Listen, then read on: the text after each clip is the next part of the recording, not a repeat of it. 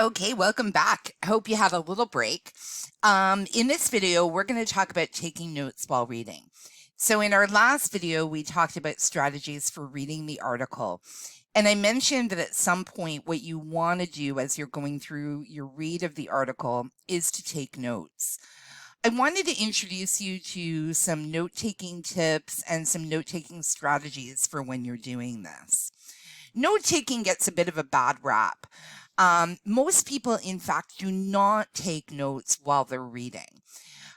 So when you see people, I mean, when the college opens back up and there's more students around in the hallways, you'll see students sitting, in the commons area or in the hallways reading textbooks or reading articles or chapters, and they're literally just reading. So they're not taking any notes. Most people do not. But in fact, studies have shown that note taking while you're reading really improves your comprehension, but also your retention. So your ability to retain information. And that's really, really key. I was one of the people who initially thought note taking was a bit of a waste of time. But I've really changed my mind over the years because I've seen how note taking really works for me and really improves my ability to understand and to recall information. We should also talk about highlighting because a lot of people love to highlight. And I get it, right? I know, I always like opening up a brand new pack of highlighters. I love the pretty colors. It's fun as you're going through to mark up a paper that you're looking at. But highlighting can be both good and bad. So it's not enough. Let's put it that way. Oftentimes, you'll see people suffer from what I like to call highlighter disease. So they're literally highlighting every single line as they're reading. That's doing no good, right?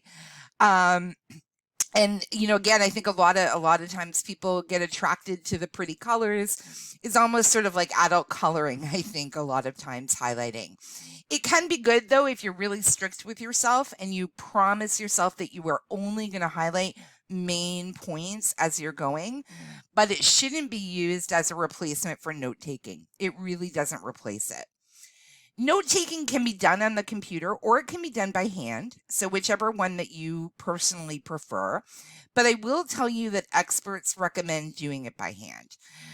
They say that there's some kind of mysterious thing that happens in the brain that helps retain information if you're actually writing stuff down as opposed to typing it out. I think it might be, I'm not sure, don't quote me on this, but I think it might be because writing by hand is slower. So it forces your brain to really think about the information that you're writing down as opposed to typing, which can be quite quick. But whether you decide to type them or whether you decide to handwrite them, know that note taking has been proven time and time again to enhance recall. So your ability to remember information, to improve understanding so that you're getting more out of your reading. You're getting more bang for your buck, if you will. And then also to reduce the need for rereading. The one thing you don't want to do and that you don't have time for is to sit and read a journal article or an ebook chapter 7 or 8 times, okay, just to get all of the content. You're busy students, you don't have time to go through that process. So note taking, even though it slows you down a little bit with your initial reading, really eliminates the need to actually go back and reread. So note taking is super, super important. And I'm going to encourage you when we get to our big project next week to take some notes as you're reading to help your ability to recall and understand information. But note taking is odd. It's a really critical skill, yet we don't really teach it in high school or elementary schools. I have had some students in the past who said, yeah, actually, we did do a unit or something on note taking. But most people say that they've never really had any exposure. They've just been told, take notes. But nobody has really gone over exactly how to take notes. So let's talk a little bit about some strategies for note taking, and then we'll talk about an actual system for note taking. So some general strategies for note taking include paraphrasing information, not just copying. Okay, so you're not copying word for word. When you're taking notes, you're going to use your own words because this helps you retain and understand information. You're also going to focus only on main points. And what you're going to try to do is to compress ideas in your own words. Okay, so you're really trying to take all of the ton of information that's in the article or in the chapter that you're looking at, and you're going to try to compress it or shrink it down. You also, in order to make the process a little faster, want to use short forms or visual markers like arrows or stars or whatever you like to draw to help draw your attention to key points.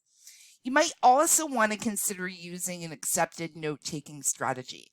And there's some different note-taking strategies that are out there. I'm going to introduce you to one called the Cornell method, which is my preferred note-taking strategy. But there's all sorts of different ones. You can look online until you find one that works for you. The Cornell system is a really, really great system, which we'll look at in our next video. Okay, so those are just some general tips for note-taking. In the next video, we'll actually go over a strategy.